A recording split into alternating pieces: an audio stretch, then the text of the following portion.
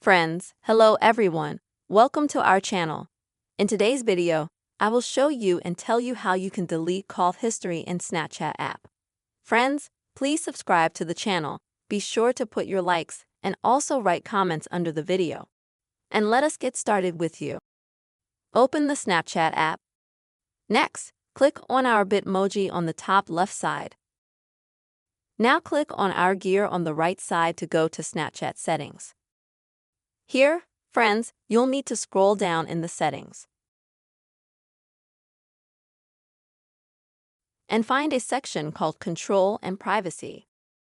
Select the very first item in that section, Data Cleanup, and then Clear Conversations.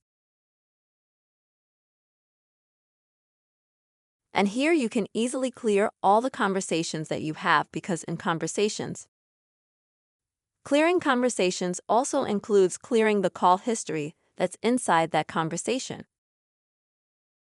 In order to do that, you just need to click on the cross next to the person's name and confirm your actions.